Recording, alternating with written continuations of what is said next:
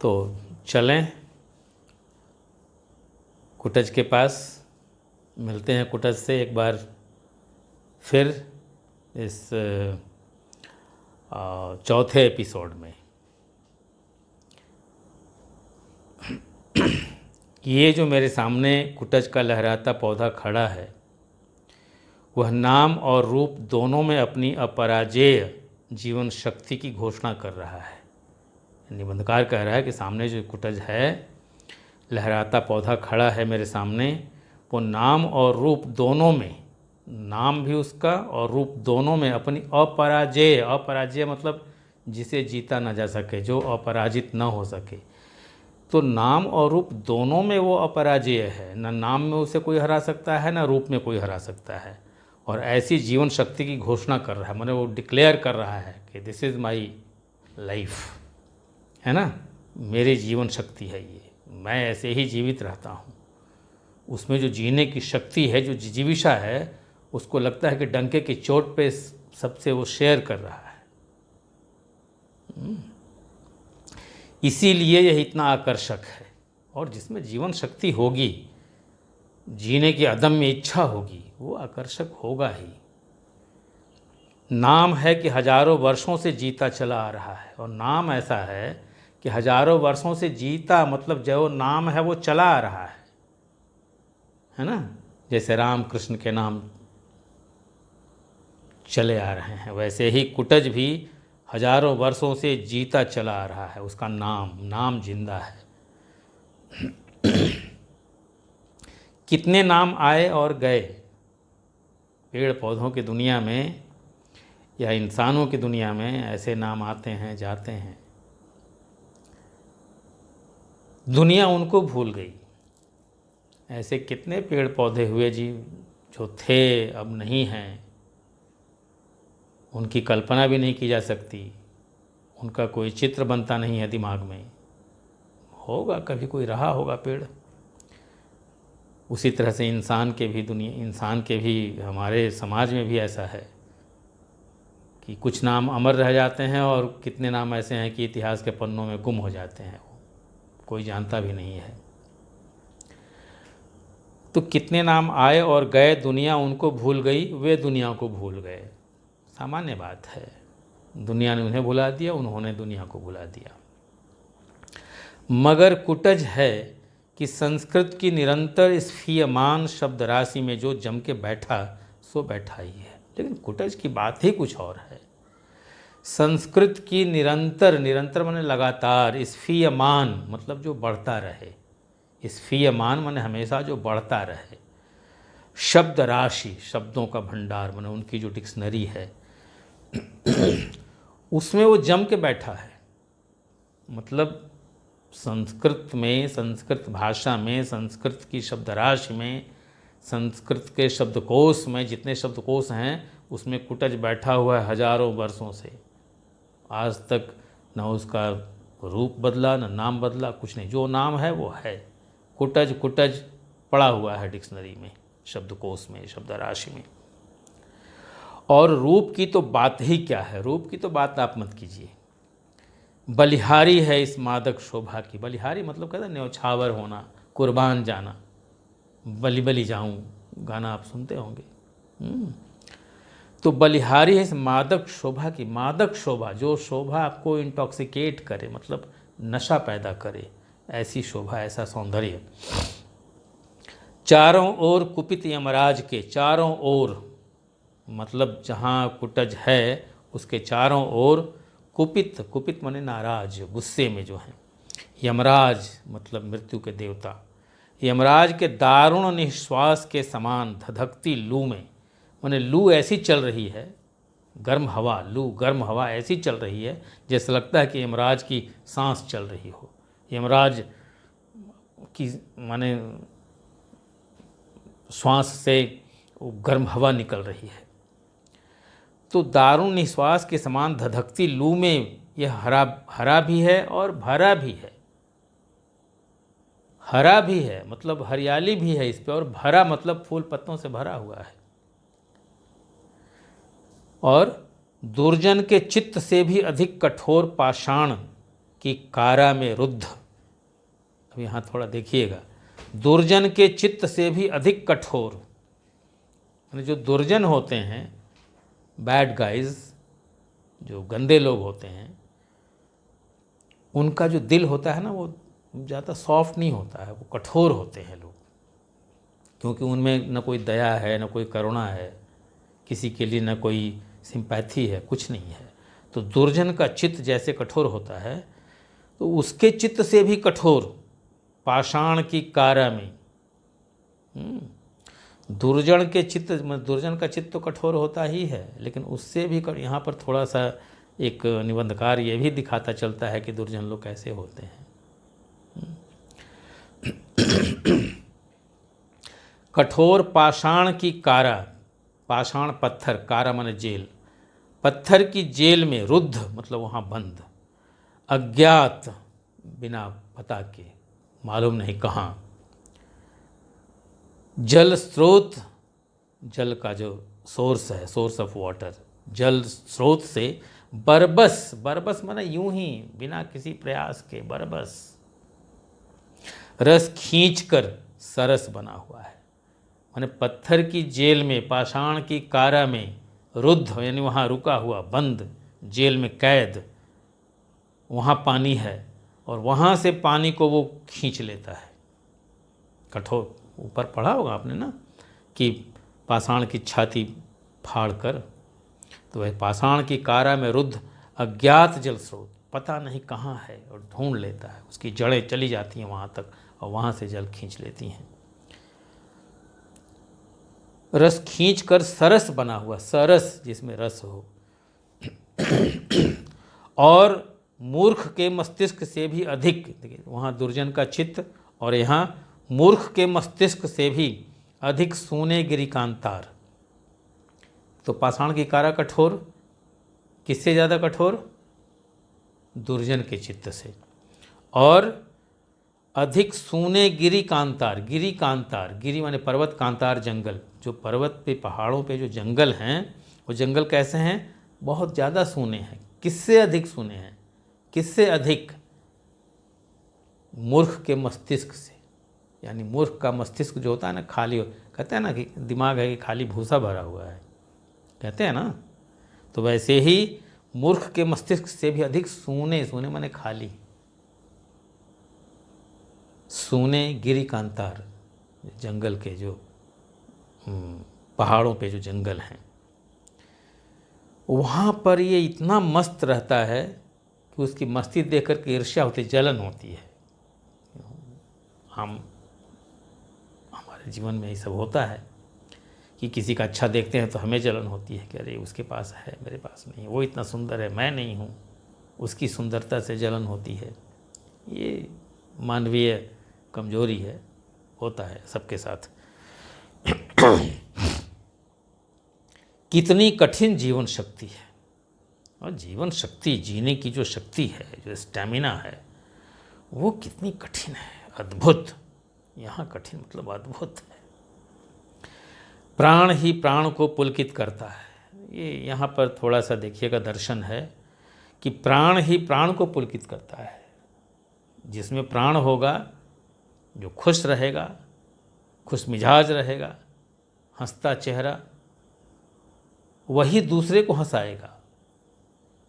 खुश आदमी को देखकर आप भी खुश होंगे, और कोई अगर मुंह लटका के बैठा है तो आप वहाँ खुश नहीं रह सकते। तो जिसमें प्राण है, जिसमें जीवन है, तो जीवन को देख करके किसी दूसरे जीवित प्राणी को प्रेरणा मिलती है जीने की। तो प्राण ही प्राण को पुलकित करता है, एक प्राण दूसरे प्राण को खुशी देता है। और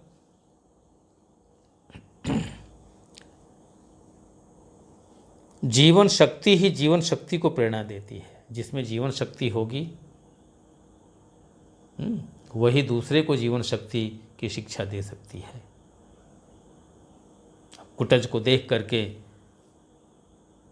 शिक्षा मिलती है कि अगर उसमें जीवन शक्ति है तो वैसी जीवन शक्ति हमें भी होनी चाहिए। दूसरे की जीवन शक्ति से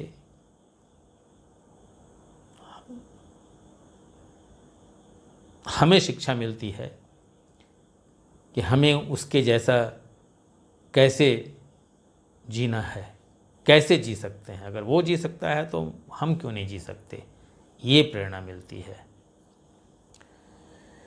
दूर पर्वतराज हिमालय की, दूर पर्वतराज गिरिराज पर्वतराज, हिमालय की हिमाच्छादित, दो शब्द, हिम आच्छादित, हिम से ढका हुआ, संधि है यहाँ पर, हिम आच्छादित, हिम माने बर्फ, आच्छादित ढका हुआ, बर्फ से ढका हुआ हिमालय। चोटियाँ हैं माने बर्फ से ढकी हुई चोटियाँ हैं। वहीं कहीं भगवान महादेव समाधि लगाकर बैठे होंगे। कल्पना, वहीं कहीं महादेव समाधि लगाकर बैठे होंगे। नीचे सपाट पथरीली जमीन का मैदान, जैसे ऊपर आप चर्चा में देख आए हैं कि शिवालिक, उनकी जटा नीचे तक, तो वही है। जटा क्या है,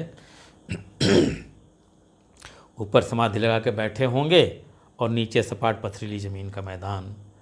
कहीं कहीं पर्वत नंदिनी, पर्वत नंदिनी, नंदिनी माने बेटी, पुत्री, सुता, पर्वत नंदिनी माने पर्वत की बेटी। तो पर्वत की जो बेटी क्या, नदी, नदियाँ कहाँ से निकलती हैं, पहाड़ों से, तो इसीलिए पर्वतों को, नदियों को पर्वत नंदिनी भी कहा गया। पर्वत नंदिनी सरिताएँ माने नदियाँ, पर्वत नंदिनी पहाड़ की बेटियाँ आगे बढ़ने का रास्ता खोज रही होंगी। इमेजिनेशन कि पर्वत से निकल करके नदियाँ जो हैं वो, अब उनके लिए थोड़े ना सड़क बनी हुई है, जहाँ से रास्ता मिला वहाँ से अपना मार्ग बनाती हुई नदियाँ जो है नीचे मैदान में उतरती हैं। बीच में यह चट्टानों की उबड़ खाबड़ जटा भूमि है। नदियाँ रास्ता खोज रही होंगी, बीच में उबड़ खाबड़ भूमि है, जटाओं की जटा भूमि, मतलब वही शिव की जटा। जटा क्या है, मतलब पर्वत श्रृंखलाएँ हैं जिसमें जंगल हैं, पेड़ पौधे हैं, वनस्पतियाँ हैं। और कैसी जटा भूमि है, सूखी, नीरस, कठोर। पहले ही बता दिया गया है कि जहाँ कुटज है वहाँ कुछ नहीं है, सब कुछ सूखा है, नीरस है, नीरस जिसमें रस न हो, कठोर है। यही आसन मारकर बैठे हैं, यहीं आसन मारकर बैठे हैं मेरे चिर परिचित दोस्त कुटज। और ऐसे ही परिवेश में मेरे चिर परिचित मित्र हैं कुटज, ये बैठे हुए हैं। अब कुटज से इसकी दोस्ती हो गई है। एक बार अपने झबरीले मूर्धा को, मूर्धा माने शिखर, पीक, जो ऊपर का हिस्सा, पेड़ के ऊपर का जो हिस्सा होता है मूर्धा है। झबरीले माने झबरीला, माने गहन, घना। झबरीले मूर्धा को हिलाकर समाधिनिष्ठ महादेव को पुष्प स्तबक का उपहार चढ़ा देते हैं। अब देखते होंगे कि बहुत ऐसे पेड़ होते हैं, पौधे होते हैं फूल वाले, हवा चलती है, पेड़ वो हिलते हैं और नीचे फूल गिर जाता है। तो वैसे ही ये कुटज जो है, इसके झबरीले अपनी मूर्धा को हिला करके पेड़ों को, अपने पत्तियों को ऊपर हिलाता है और वहाँ से वो फूल गिरते हैं। फूल कहाँ गिरते हैं, समाधिनिष्ठ, समाधि में बैठे हुए, समाधि में लीन मग्न महादेव को पुष्प स्तबक का उपहार चढ़ा है। ऐसा लगता है कि वो झड़ करके और महादेव के सिर पे फूल चढ़ा रहे हों, फूल से पूजा कर रहे हों। और एक बार नीचे की ओर अपना सिर हिलाया हवा में, फूल गिरे शिव के मस्तक पे। ये कल्पना है, मस्तक पे क्या गिरते हैं, गिरते तो होंगे चट्टानों पे, लेकिन ये लेखक की, निबंधकार की कल्पना है कि ऐसा लगता है मानो एज इफ कि वो फ्लावर्स की ऑफरिंग कर रहा है, वो भेंट कर रहा है, उनके ऊपर अर्पण कर रहा है, अंजलि दे रहा है। और दूसरी तरफ एक बार नीचे की ओर अपनी पाताल भेदी जड़ों को दबाकर, मूर्धा ऊपर शिखर हिलाया, फूल गिरे, और नीचे उसकी जड़ें हैं, तो उन जड़ों को, पाताल भेदी जड़ों को, माने पाताल भेदने वाली जड़ जो पूरा पेनेट्रेट करे नीचे तक, तो पाताल भेदी जड़ों को दबाकर, उन जड़ों को वो प्रेशर देता है, दबाता है, दबा करके गिरि नंदिनी, गिरि नंदिनी जैसे पर्वत नंदिनी वैसे ही गिरि नंदिनी, जैसे आप पर्यायवाची है जो आप कह लीजिए, गिरि नंदिनी सरिताओं को, मन पहाड़ से निकलने वाली नदियों को संकेत से बता देते हैं कि रस का स्रोत कहाँ है। वो जड़ों को दबा करके बता देते हैं अपनी जड़ों को कि देखो यहाँ पानी मिलेगा, वहाँ जाओ, वहाँ से खींचो पानी। जीना चाहते हो? अब ये प्रश्न है, जीना चाहते हो? जैसे लगता है कूटा जी ही प्रश्न कर रहा हो कि जीना चाहते हो तो कठोर पाषाण को भेद कर, पाताल की छाती चीर कर जीना चाहते हो तो कठोर पाषाण को भेद कर, पाताल की छाती चीर कर अपना भोग्य संग्रह करो। अगर जीना है तो ऐसे ही थाली में कुछ नहीं मिल जाएगा, उसके लिए आपको कोशिश करनी होगी, हाथ पैर चलाने होंगे, संघर्ष करना होगा, अपना हक लेना होगा। कैसे? कठोर पाषाण को भेद कर, पाताल की छाती चीर कर। अगर यहाँ हम इंसानों के लिए कहें तो कठोर पाषाण को भेद कर मतलब माने संघर्ष करके, असंभव को संभव बना करके, दुष्प्राप्य को प्राप्य बना करके, जो लगे कि नामुमकिन है उसको मुमकिन बनाना पड़ेगा आपको। कठोर पाषाण को भेदने का मतलब कि चाहे जैसी भी परिस्थिति हो, हर परिस्थिति से लड़ करके आपको जिंदा रहने के लिए, सरवाइव करने के लिए फाइट करना होगा, लड़ना होगा, तब जाके आपको अपना हक मिलेगा। पाताल की छाती चीर कर अपना भोग्य संग्रह करो और जो तुम्हें चाहिए वो संग्रह करो, प्राप्त करो, इकट्ठा करो। वायुमंडल को चूस कर, जैसे पाताल की छाती चीर कर वायुमंडल को चूस कर हवा में, वहाँ से अपना जीवन लो। हवा भी चाहिए ना, तो लो जीवन वहाँ से। झंझा तूफान को रगड़ कर, जीवन में झंझा तूफान यानी कहने का मतलब यहाँ बाधाएं, कई तरह की बाधाएं आएंगी। उन बाधाओं से लड़ करके, उन बाधाओं को पार करके आपको जीना है। झंझा तूफान को रगड़ करके मतलब उनका सामना करके, उनकी जो चैलेंज है जीवन में, जो चुनौतियां हैं उनका सामना करना है, चुनौतियों से भागना नहीं है। ये झंझा तूफान मतलब हमारे जीवन में जो आने वाली चुनौतियां हैं, उन चुनौतियों से आपको डट के लड़ना होगा, उनका सामना करना होगा। अपना प्राप्य वसूल लो, जो आपको मिलना है वो वसूल लो, ले लो। आकाश को, किताब में दिखेगा, प्रिंटिंग मिस्टेक मिलेगा, आकाश को चूस कर है, चूस कर नहीं है, आकाश को नहीं चूसेगा कोई, आकाश को चूम कर, किस द स्काई, आकाश को चूम कर और अवकाश की लहरों में झूम कर, अवकाश की लहरों में झूम कर, जब भी अवकाश मिले तो थोड़ा एंजॉय कर लीजिए।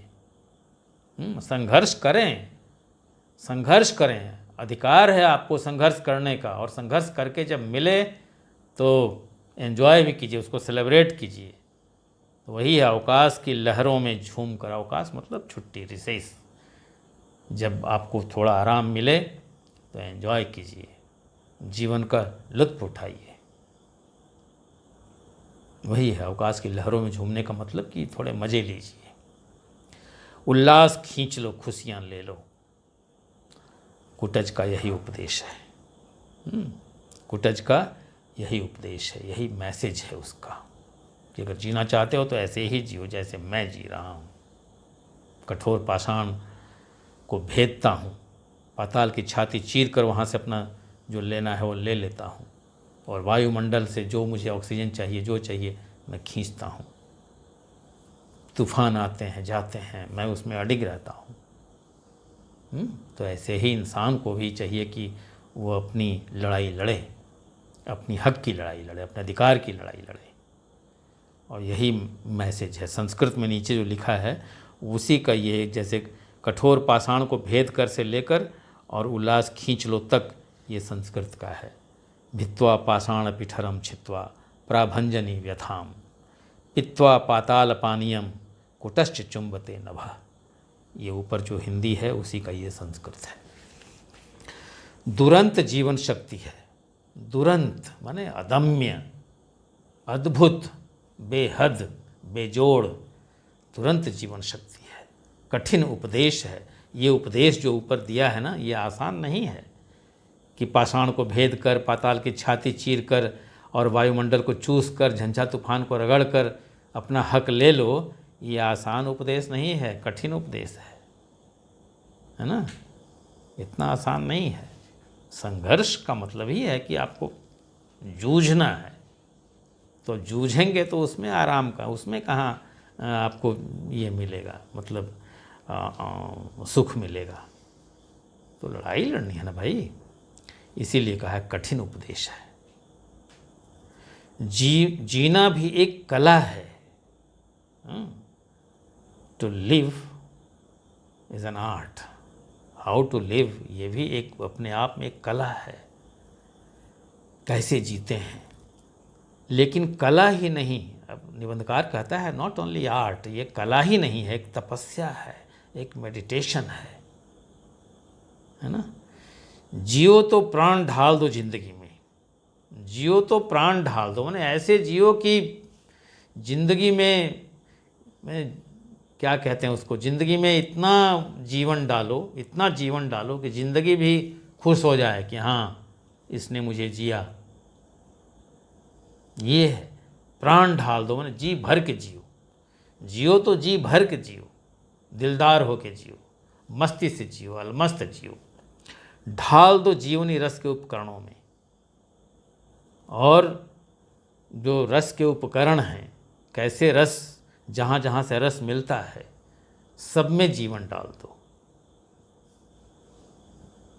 जीवन में जहाँ जहाँ से खुशियाँ मिलती हैं, जो काम करने से आपको खुशी मिले उसको बेहद अंदाज में और बेइंतहा उसमें आप लग जाइए। ठीक है, लेकिन क्यों? सही है कि ऐसे होना चाहिए, लेकिन प्रश्न करता निबंधकार, लेकिन क्यों, इतना क्यों करें? क्या जीने के लिए जीना ही बड़ी बात है? अब ये देखिए थोड़ा उसका जो फिलॉसफी है, माने एक जो एंगल है, एटीट्यूड है टुवर्ड्स लाइफ, जीवन के प्रति जो एक दृष्टिकोण है, वो कैसे थोड़ा डायरेक्शन अपना चेंज कर रहा है। क्या जीने के लिए जीना ही बड़ी बात है? यानी एक क्वेश्चन है कि क्या माने हम खाली जिंदा रहें, यही क्या मेन हमारा मकसद है? हमारे जीवन का मुख्य लक्ष्य यही है कि हम खाली जिंदा रहें, सांस लेते रहें, खाएं पिएं, हंसें गाएं, बस क्या यही लाइफ है, यही जीवन है? सारा संसार अपने मतलब के लिए ही तो जी रहा है। पूरी दुनिया जो है अपने मतलब के लिए जी रही है। याज्ञवल्क्य बहुत बड़े ब्रह्मवादी ऋषि थे। याज्ञवल्क्य एक ऋषि का नाम है जो बहुत बड़े ब्रह्मवादी, ब्रह्मवादी का मतलब जो ब्रह्म को जानता हो, ब्रह्म को मानता हो, ब्रह्म यानी परमात्मा। उन्होंने अपनी पत्नी को विचित्र भाव से समझाने की कोशिश की। उनकी पत्नी होंगी और उससे बड़े एक पिकुलियर वे में उनको समझा रहे थे, अपनी वाइफ को, अपनी पत्नी को ये समझा रहे थे कि सब कुछ स्वार्थ के लिए है। अगर कोई अब मान लीजिए कि बाप ही अपने बेटे को कहे कि अरे बाप बेटे वो कुछ नहीं है भाई, ये सब सेल्फिश, सब अपना अपना मतलब, तो बेटे को अच्छा लगेगा सुन के। अगर बेटा ही कहे अपने बाप से कि अरे पापा छोड़िए तो सब मतलब का है, तो पापा को अच्छा लगेगा। वैसे ही अगर पति पत्नी से कहे कि ये हमारा तुम्हारा रिश्ता जो है सब मतलब का है, तो पत्नी को कैसा लगेगा? बढ़िया तो लगेगा नहीं, जाहिर है। तो इसीलिए कहा है कि बड़े विचित्र भाव से समझाने की कोशिश की कि सब कुछ स्वार्थ के लिए है। पुत्र के लिए पुत्र प्रिय नहीं होता। पुत्र चाहिए इसलिए पुत्र प्रिय है, ऐसी बात नहीं है। पत्नी के लिए पत्नी प्रिया नहीं होती। पत्नी चाहिए इसलिए पत्नी को मैं प्यार करता हूँ, बात ऐसी नहीं है। सब अपने मतलब के लिए प्रिय होते हैं। सबका अपना अपना एक स्वार्थ है, एक मतलब है। आत्मनस्तु कामाय सर्व प्रियम भवति, यही है, सब अपने मतलब के लिए प्रिय होते हैं।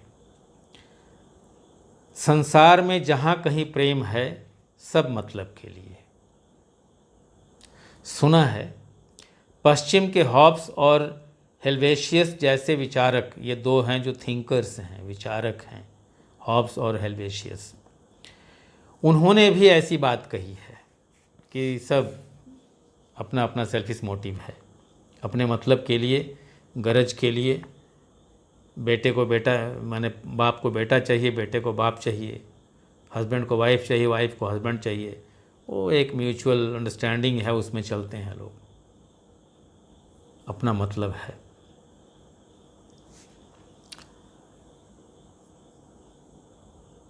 सुन के हैरानी होती है अब निबंधकार को ये सारी बातें सुन करके कि भाई खाली सब लोग मतलब के लिए जी रहे हैं। ये निबंधकार को ये बात हजम नहीं होती है, डाइजेस्ट नहीं होती है, क्योंकि इनकी सोच कुछ और है। ये कुछ और सोच रहे हैं इन लोगों से ऊपर। दुनिया में त्याग नहीं है, प्रेम नहीं है, परार्थ नहीं है, परमार्थ नहीं है, केवल प्रचंड स्वार्थ। सुन के हैरानी होती है कि दुनिया में त्याग नहीं है, प्रेम नहीं है, परार्थ, पर के अर्थ, दूसरे के अर्थ, दूसरे के हित के लिए, परमार्थ एक ही चीज़ है, परार्थ परमार्थ परम अर्थ नहीं है। दूसरे के मतलब त्याग नहीं, प्रेम नहीं, किसी के लिए कोई सेवा नहीं, कुछ नहीं है। क्या है? केवल प्रचंड स्वार्थ। प्रचंड स्वार्थ माने स्वार्थ भी प्रचंड, बहुत ज़्यादा स्वार्थ अपना। भीतर की जिजीविषा, अंदर जो जिजीविषा है, जिजीविषा माने जीने की इच्छा, अंदर जो जीने की इच्छा है, जिजीविषा है, जीते रहने की प्रचंड इच्छा ही अगर बड़ी बात हो तो फिर यह सारी बड़ी बड़ी बोलियां, निबंधकार का ये तर्क अब तर्क दे रहा है कि अगर केवल जीना ही बड़ी बात हो, बस जिंदा हम रहें, जिंदगी चलती रहे, अगर यही बड़ी बात है तो फिर ये बड़ी बड़ी बोलियां जो है, मतलब कि ये आप देखिए बोलियां का यहाँ पर अर्थ कुछ और है। बड़ी बड़ी बोलियां का मतलब जो बड़ी बड़ी बातें होती हैं, दर्शन की बातें, ज्ञान की बातें, धार्मिक बातें, बड़े बड़े लोग हुए हैं जिन्होंने अपनी बातों से एक अलग समाज खड़ा कर दिया है,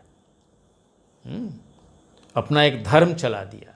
गौतम बुद्ध ने चला दिया अपनी बातें बोल करके, महावीर जैन ने चला दिया, जैनिज़्म, बुद्धिज़्म, ईसा मसीह ने चला दिया, जीसस ने ईसाई धर्म, मोहम्मद ने चला दिया मुस्लिम इस्लाम धर्म। तो ये लोग अपनी अपनी बात कह के अपना एक उन्होंने एक अपना समाज बना लिया, अपने शिष्यों की एक जमात खड़ी कर ली, उनको मानने वाले लोगों का एक दल खड़ा हो गया। आज भी देखते होंगे आप, बहुत से ऐसे साधु महात्मा होते हैं जिनके पीछे लोग, हजारों लोग, लाखों लोग खड़े हो जाते हैं, उनकी एक दुनिया बन जाती है, उनका एक अलग क्लास बन जाता है। और वो उस ऐसा लगता है जैसे कि वो क्या करते हैं, उन बोलियों के बल पे वो जो संप्रदाय खड़ा करते हैं, कल्ट बना लेते हैं, एक क्लास बनाते हैं, और उसके बल पर वो कहते हैं कि ये शत्रुमर्दन का अभिनय किया जाता है। शत्रुमर्दन मतलब शत्रु का विनाश। तो शत्रु का विनाश यहाँ पर ये नहीं है कि आप पाकिस्तान को मार दीजिए, चीन को मार दीजिए, ये बात नहीं है।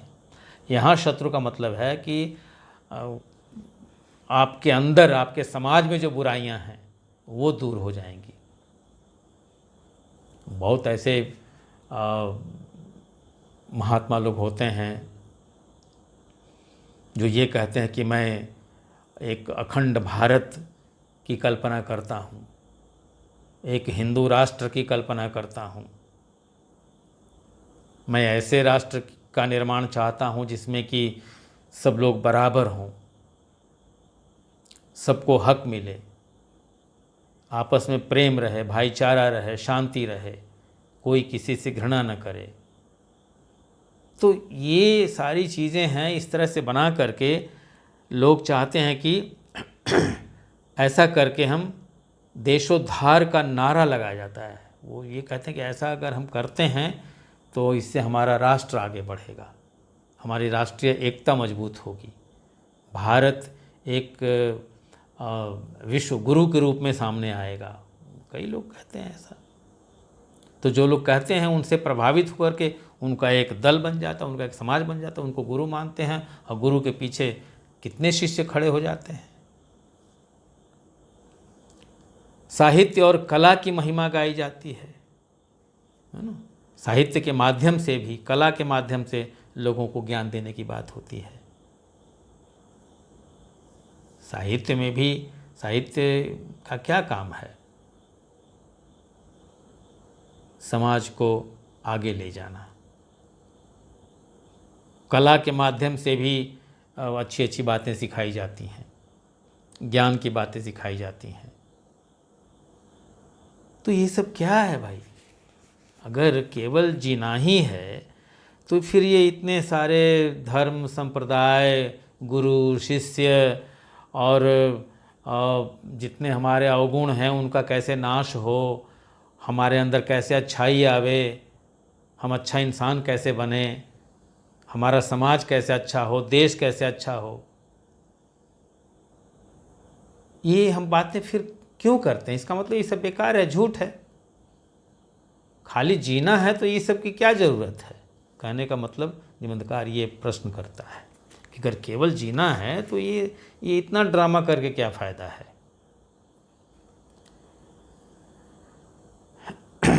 इसके द्वारा कोई न कोई अपना बड़ा स्वार्थ सिद्ध करता है, क्योंकि अगर ये सब हो रहा है, अगर ऐसा लोग करते हैं तो कोई ना कोई अपना मतलब तो पूरा कर रहा है ना। स्वाभाविक है कि कोई एक संप्रदाय वाले, एक मजहब वाले, एक धर्म वाले, एक गुरु कोई सामने आ गया और लाखों करोड़ों उसके शिष्य हो गए, तो उसका मतलब तो कुछ तो उसका मतलब पूरा हो रहा है, अपना काम तो कुछ तो फ़ायदा उसका हो ही रहा है, चाहे फ़ायदा जिस तरह से हो।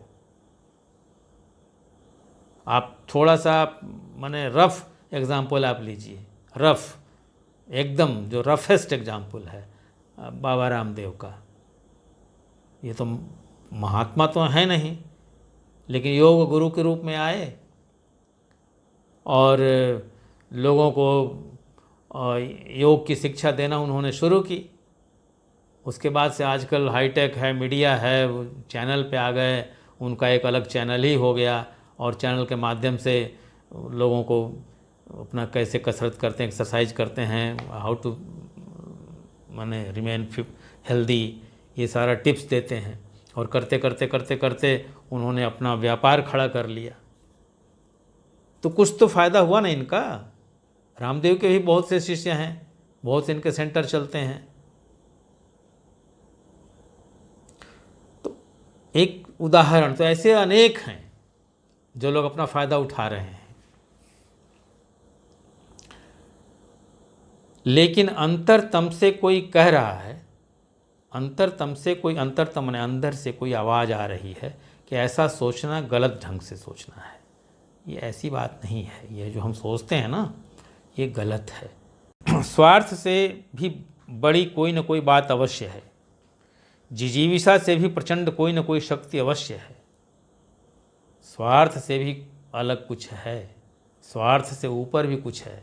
और जिजीविषा, जीने की जो इच्छा है, जो प्रचंड शक्ति है, उससे भी ऊपर कुछ है। क्या है प्रश्न? अब उसका उत्तर आप नीचे देखेंगे। याज्ञवल्क्य ने जो बात धक्का मार ढंग से कह दी थी, धक्का मार मतलब ऐसे ही कह दिया अब उन्होंने ये भी नहीं देखा कि मैंने कह तो दिया, वाइफ को बुरा लगा कि क्या हुआ, धक्का मार, इसको कहते हैं धक्का मार, मैंने मुंह पे आज फट से बोल दिया, इसको धक्का मार कहते हैं। धक्का मार ढंग से कह दी थी, वह अंतिम नहीं थी। जो बात कही वो अंतिम बात नहीं थी, क्योंकि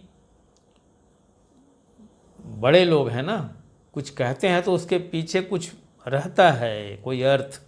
सुनने में लगता है छोटा, साधारण बात, लेकिन ज्ञानी के बड़े बड़े जो हुए हैं लोग, पहुँचे हुए लोग, उन लोगों के मुंह से कोई बात भी फिसल भी जाती है ना, तो उस बात में कुछ दम होता है।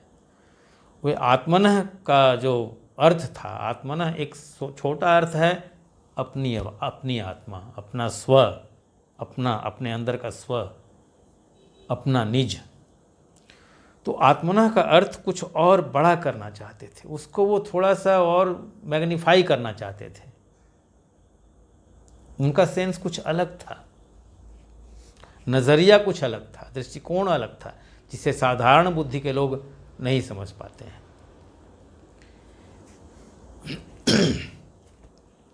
व्यक्ति की आत्मा केवल व्यक्ति तक सीमित नहीं है। देखिए कैसे स्वार्थ से ऊपर कोई चीज़ है, उसको उसकी व्याख्या हो रही है। व्यक्ति की आत्मा केवल व्यक्ति तक सीमित नहीं है, वह व्यापक है।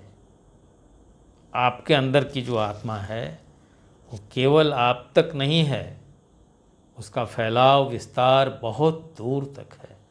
इसको आप समझें, पढ़ा होगा कई बार, मैंने दोहे में किसी कवि ने कहा होगा, आत्मा परमात्मा ने, हर इंसान जो है, हर व्यक्ति जो, हर जीव, हर सांस लेने वाला, उसके अंदर जो आत्मा है वो किससे कनेक्टेड है?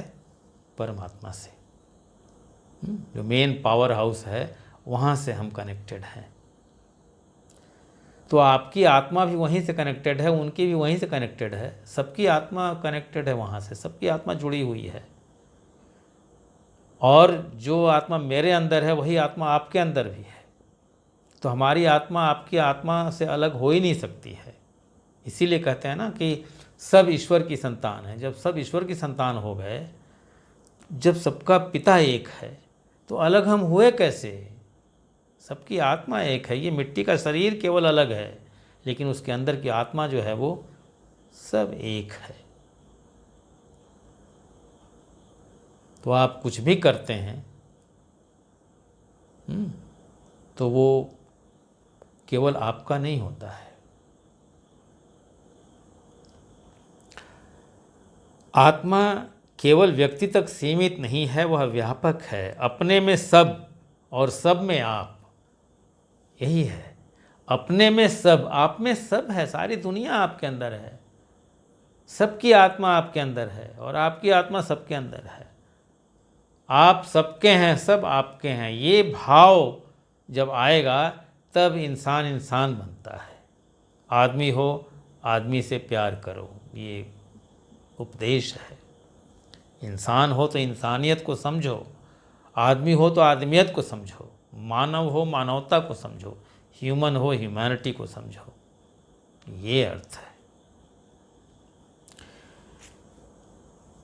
अपने में सब और सब में आप, इस प्रकार की एक समष्टि बुद्धि, समष्टि बुद्धि का मतलब कि सबको मिला करके जो विचार है, जो भाव है, वो जब तक नहीं आएगा, वो बुद्धि जब तक नहीं आती है, तब तक पूर्ण सुख का आनंद भी नहीं मिलता। तब तक आपको जो एक कंप्लीट हैप्पीनेस है, पूर्ण आनंद, पूर्ण सुख, वो नहीं मिलेगा।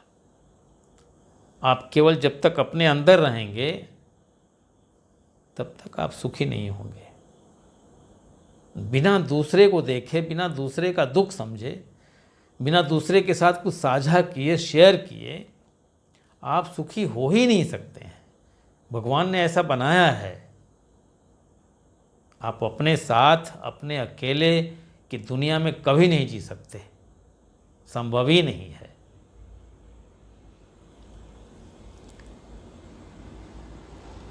अपने आप को दलित द्राक्षा, दलित माने मला हुआ, क्रश किया हुआ, कुचला हुआ, द्राक्षा यानी अंगूर, जैसे अंगूर के रस को मसल करके कुचल करके उसका रस निकाल लेते हैं, वैसे ही स्वयं को आप उस अंगूर की तरह दलित द्राक्षा की भांति निचोड़कर अपने आप को निचोड़िए, और जब तक सर्व के लिए निछावर नहीं कर दिया जाता, आप स्वयं को निचोड़ करके जब तक सबको बांटेंगे नहीं, यानी कहने का मतलब आपके पास जो कुछ है वो जब तक दूसरों को नहीं देंगे, यानी त्याग की भावना,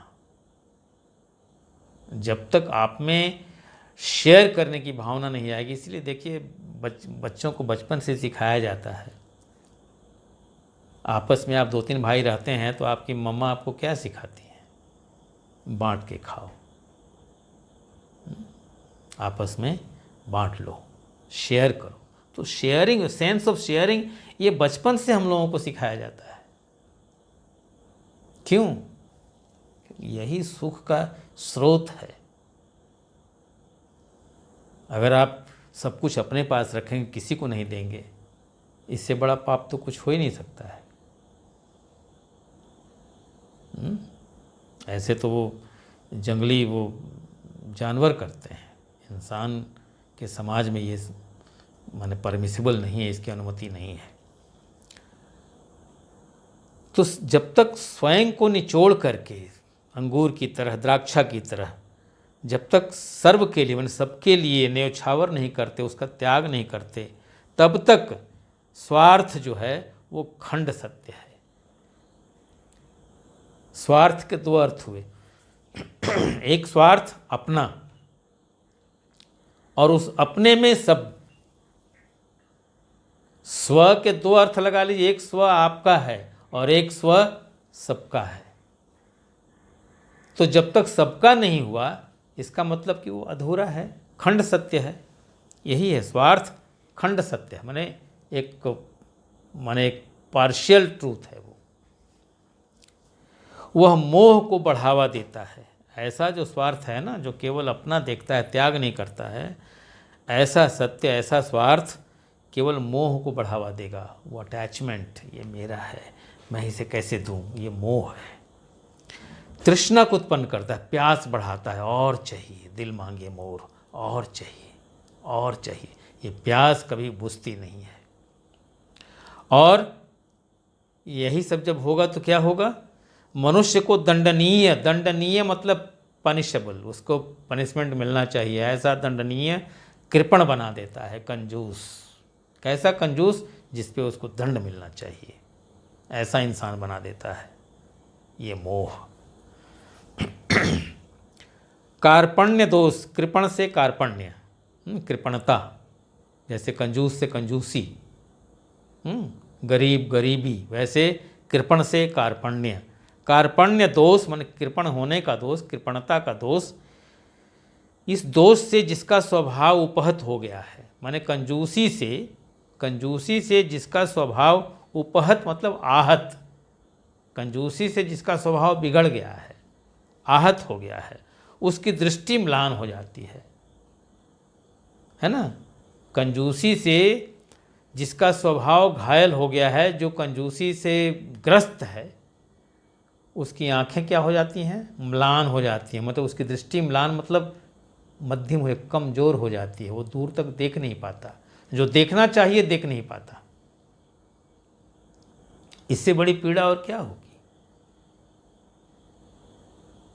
कंजूस है, वो देख नहीं पा रहा है कि मतलब कि मेरे पिता को चिकित्सा की आवश्यकता है, लेकिन बेटा इतना कंजूस है कि बाप के चश्मे पे खर्चा नहीं करता है वो, या बाप इतना कंजूस है कि बेटे की पढ़ाई पे खर्च नहीं करता है। मैं दोनों के लिए बात कर रहा हूँ। कंजूसी जो है वो आदमी को अंधा बना देती है। जहाँ जरूरत होगी वहाँ खर्च नहीं करेगा। वह स्पष्ट नहीं देख पाता। जब दृष्टि मध्यम हो जाएगी तो क्या स्पष्ट देखेगा? वह स्वार्थ भी नहीं समझ पाता, अपना जो है वो भी नहीं समझ पाता है वो। तो परमार्थ की तो बात ही छोड़ दीजिए। स्वार्थ का जो मीनिंग नहीं समझा कि स्वार्थ मतलब केवल अपना नहीं, जब स्व में सब लोग नहीं आ जाते तो उस स्व का कोई फ़ायदा नहीं है, उस स्व में कोई आनंद नहीं है। जो इस चीज़ को नहीं समझा वो परमार्थ क्या समझेगा। परमार्थ तो बहुत दूर की बात है, वो तो बहुत ऊंची चीज़ है। जब तक आप अपने को ही नहीं समझ पाएंगे कि हम क्या हैं, क्या होना चाहिए, हमें क्या करना चाहिए, हमारा क्या धर्म है, अगर आप अपना ही धर्म नहीं समझते हैं तो आप दूसरे का धर्म क्या समझेंगे भाई। परमार्थ तो बहुत दूर की चीज़ है, वो तो दूसरा चैप्टर है। आज यहीं तक, और दूसरे एपिसोड में हम इसको कंक्लूड करेंगे। चूँकि चैप्टर बहुत बड़ा था तो 5 हमने सेगमेंट्स इसके रखे हैं, तो चौथा आज ये कंप्लीट हो रहा है। और फिर देखते हैं जब फुर्सत मिलती है 5वें पे काम करेंगे। और रिकॉर्डिंग हो रही है और समय पे इसको अपलोड हम करेंगे, और आशा करेंगे कि आप इसको समझ रहे हैं। जितने एपिसोड आपके पास जा रहे हैं आप उनको देखें, सुने, बार बार सुने, और सुनने के बाद भी लगता है कहीं आप अटक रहे हैं तब आप मुझसे संपर्क करें। मेरी तरफ से पूरी कोशिश है कि कहीं कुछ मतलब कि अछूता न रह जाए, फिर भी अगर कहीं रह जाए तो आप संपर्क कीजिए। Thank you.